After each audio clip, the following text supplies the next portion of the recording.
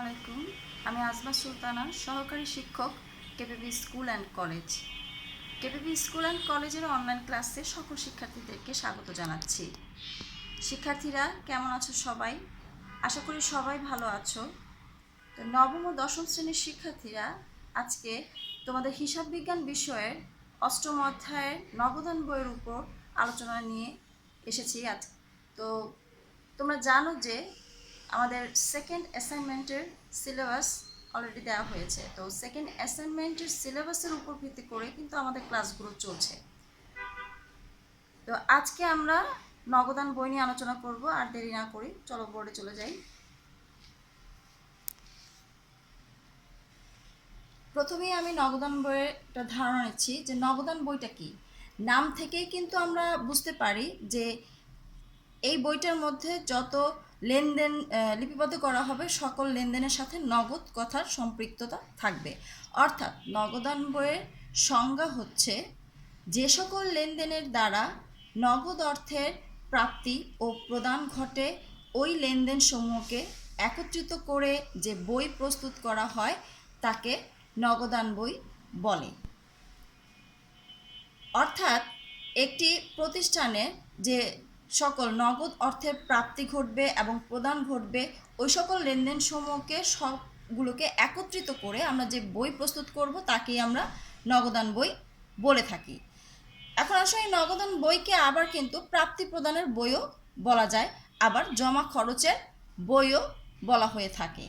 প্রাপ্তি প্রদান বলতে হচ্ছে গিয়ে বুঝিয়েছে যে প্রাপ্তি, যে কত টাকা, কত নগদ টাকা আমরা পেয়েছি বা কত নগদ অর্থ আমরা প্রদান করেছি, সেই সমস্ত লেনদেন সমূহ এই বইতে লিপিবদ্ধ করা হয় বলে একে প্রাপ্তি প্রদানের বই বলা হয়ে থাকে।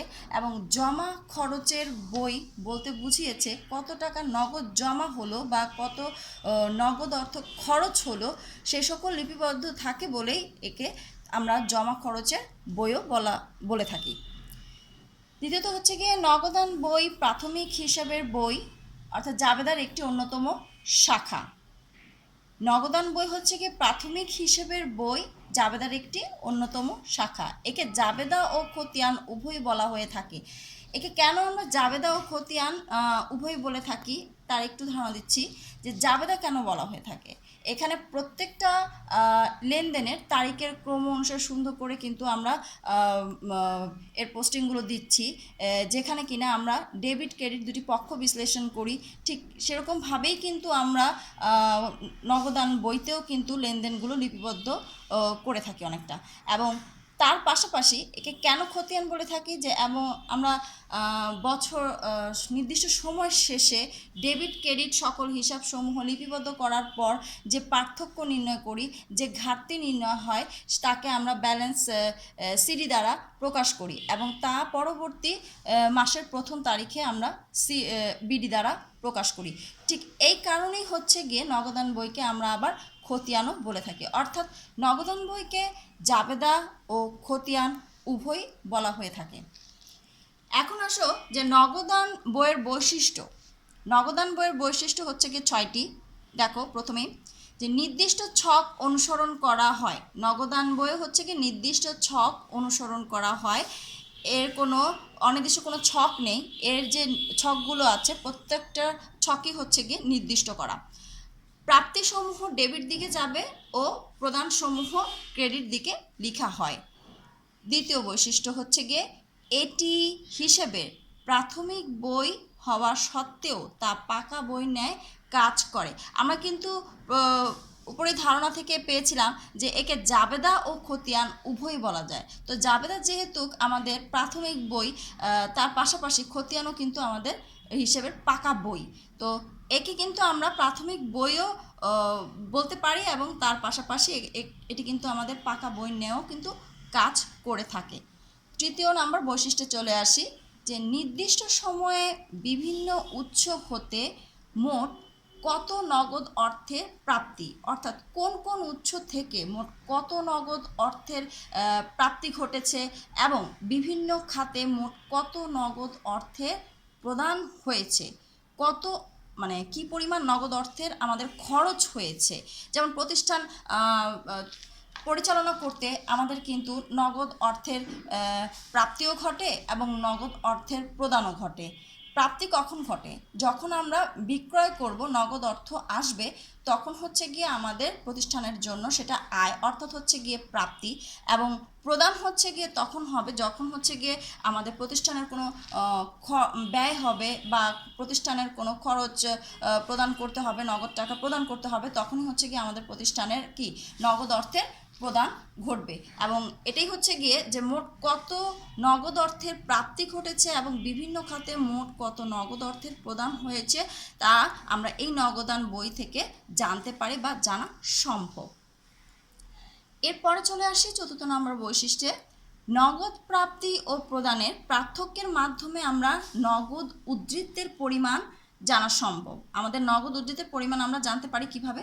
যে প্রাপ্তি থেকে প্রদানের যে পার্থক্যটা আমরা নির্ণয় করি, এর মাধ্যমে কিন্তু আমরা নগদ উদ্ধৃতের পরিমাণ নির্ণয় করতে পারি এবং এতে করে আমরা নগদ উদ্ধৃতের পরিমাণ কিন্তু জানতে পারি।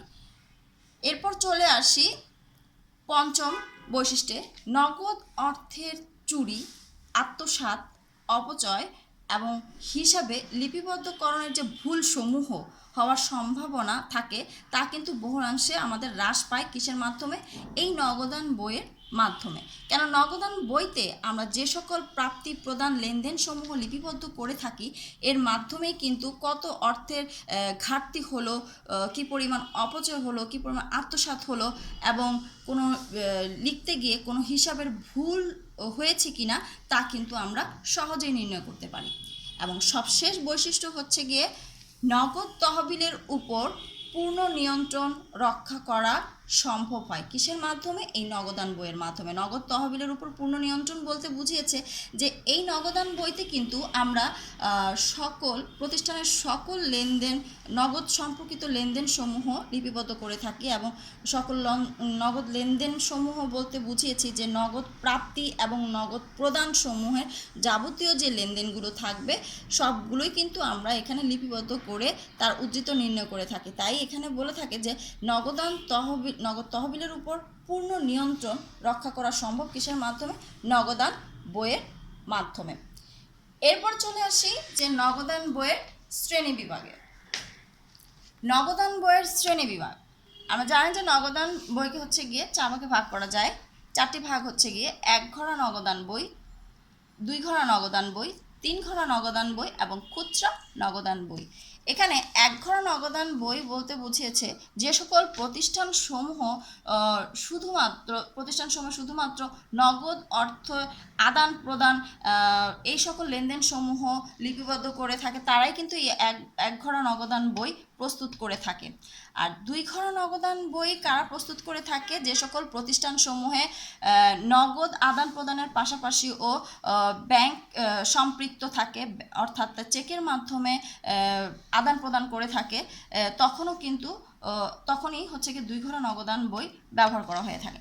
আর 3 ঘরা নগদান বই বলতে এখানে হচ্ছে গিয়ে আমরা যে নগদ অর্থ প্রাপ্তির জন্য বা নগদ অর্থ প্রদানের জন্য যে সকল আমরা বার্তা প্রদান করে থাকি বা যে বার্তা আমরা পেয়ে থাকি, তখনই হচ্ছে গিয়ে আমরা 3 ঘরা নগদান বই প্রস্তুত করে থাকব। এবং সব শেষে হচ্ছে গিয়ে খুচরা নগদান বই। খুচরা নগদান বইটা হচ্ছে গিয়ে আমাদের 9ম 10ম শ্রেণীর বোর্ড বইতে কিন্তু এটা নিয়ে তেমন কোনো আলোচনা নেই এবং এটা নিয়েও কোনো অঙ্ক নেই। আমাদের আছে শুধুমাত্র হচ্ছে গিয়ে 1 ঘরা, 2 ঘরা, 3 ঘরা। তারপরেও একটু বুঝে দিচ্ছে যে খুচরা নগদান বইটা হচ্ছে গিয়ে আমাদের সেই বই যেখানে হচ্ছে গিয়ে নগদ যে সমস্ত খুচরা লেনদেন সমূহ, যেমন ধরা যাক যে প্রতিষ্ঠানের একটি মাসের যাবতীয় যে খুচরা ব্যয়সমূহ সংগঠিত হয়ে থাকে, এই ব্যয়সমূহ যে কোন কোন খাতে ব্যয় হলো এগুলো আলাদা আলাদা করে যে নগদান বই প্রস্তুত করা হচ্ছে, সেটাকেই কিন্তু আমরা বলে থাকি খুচরা নগদান বই। অর্থাৎ যে খুচরা লেনদেনগুলো ঘটছে, এই খুচরা লেনদেনগুলো এই বইয়ে আমরা লিপিবদ্ধ করে এর উদ্ধৃত নির্ণয় করে থাকি, তখনই এটাকে বলা হয়ে থাকবে খুচরা নগদান বই। এখন আমরা নমুনা ছকে চলে আসি। 1 ঘরা নগদান বইয়ের নমুনা ছকটা এখানে দেওয়া হয়েছে, দেখো, খেয়াল করো সবাই। দুটি পক্ষ ঠিক খতিয়ানের মতোই দেখতে, এর জন্যই কিন্তু আমরা নগদান বইকে আবার খতিয়ানও বলে থাকি। একটি পক্ষ ডেবিট এবং অন্য একটি পক্ষ ক্রেডিট। ডেবিট দিকে 1 2 3 4 5 মোট 5টি ঘর এবং ক্রেডিট দিকে 5টি। এই টোটাল হচ্ছে গিয়ে এক ঘর নগদান বইয়ের ছকের সংখ্যা হচ্ছে গিয়ে, ঘরের সংখ্যা হচ্ছে গিয়ে আমাদের কয়টি? 10টি। তারিখ, প্রাপ্তি, ডেবিট দিকে সবসময় প্রাপ্তি আসবে, কেননা আমরা নগদ যে অর্থ পাবো সেটাই হচ্ছে গিয়ে ডেবিট দিকে বসবে, তাই এখানে প্রাপ্তি। ভাউচার নং, খতিয়ান পৃষ্ঠা, পরিমাণ টাকা। এবং অপরদিকে হচ্ছে গিয়ে তারিখ, প্রদানসমূহ, যে নগদ টাকা আমরা প্রদান করেছি সেটা, আর ভাউচার নং, খতিয়ান পৃষ্ঠা, পরিমাণ টাকা। এই হচ্ছে গিয়ে আমাদের এক ঘরা নগদান বইয়ের ছক। এরপরে চলে যাই হচ্ছে 2 ঘরা নগদান বই। 2 ঘরা নগদান বইও সেম, আমরা ডেবিট ক্রেডিট দুটি পক্ষ বিশ্লেষণ করব এবং ডেবিট দিকে হচ্ছে গিয়ে তারিখ, প্রাপ্তি, ভাউচার নং, খতিয়ান পৃষ্ঠা, নগদ টাকা, ব্যাংক টাকা। এই হচ্ছে গিয়ে কয়টি হলো? 1 2 3 4 5 6, 6টি। এবং ঠিক সমান পরিমাণে হচ্ছে ক্রেডিট দিকেও ঘর থাকবে 6টি, অর্থাৎ হচ্ছে গিয়ে 12টি ঘর হচ্ছে গিয়ে 2 ঘরা নগদান বইয়ের। কি কি আছে ক্রেডিট দিকে? তারিখ, প্রদান, ভাউচার নং, খতিয়ান পৃষ্ঠা, নগদ টাকা, ব্যাংক টাকা। এখানে একটি ঘর এক ঘর নগদান বই থেকে বৃদ্ধি পেয়েছে, সেটি হচ্ছে গিয়ে ব্যাংক টাকা। এটা কেন বলেছিলাম যে নগদ লেনদেনের পাশাপাশি ব্যাংক সম্পৃক্ত যে লেনদেনগুলো থাকবে তখনই হচ্ছে গিয়ে আমরা 2 ঘরা নগদান বই লিপিবদ্ধ করব। 2 ঘরা নগদান বইয়ের ছকের মধ্যে এই ব্যাংক এবং নগদ যে সকল লেনদেন সংঘটিত হবে তা লিপিবদ্ধ করে থাকবে। এরপর চলে আসি 3 ঘরা নগদান বইয়ে। 3 ঘরা নগদান বইয়ে ও সেম ডেবিট পক্ষ থাকবে, ক্রেডিট পক্ষ থাকবে। ডেবিট পক্ষে হচ্ছে গিয়ে টোটাল হচ্ছে 1 2 3 4 5 6 7, 7টি এবং ঠিক সমান পরিমাণে 7টি ঘর ক্রেডিট দিকে থাকবে, অর্থাৎ হচ্ছে গিয়ে মোট 14টি ঘর থাকবে। অর্থাৎ আমরা বলতে পারি 1 ঘরা নগদান বই হচ্ছে গিয়ে 10টি, এরপর হচ্ছে গিয়ে 2 ঘরায় 12টি এবং 3 ঘরায় হচ্ছে গিয়ে 14টি ঘর সংখ্যা। এখন আসো যে ডেবিট দিকে কি কি আছে, যে তারিখ আছে, প্রাপ্তি আছে, ভাউচার নং আছে, খতিয়ান পৃষ্ঠা আছে, প্রদত্ত বার্তা। এখানে আমরা যে নগদ টাকা যখন পাই তখন হচ্ছে গিয়ে আমরা বার্তা প্রদান করে থাকি, আর প্রদত্ত বার্তা হচ্ছে গিয়ে খরচ, আর খরচ হচ্ছে গিয়ে ডেবিট, তাই আমরা ডেবিট দিকে প্রদত্ত বার্তা লিখেছি। এরপরে আছে নগদ টাকা, ব্যাংক টাকা। ঠিক বিপরীত পাশে আছে হচ্ছে গিয়ে তারিখ, প্রদানসমূহ এবং ভাউচার নং, খতিয়ান পৃষ্ঠা, প্রাপ্ত বার্তা।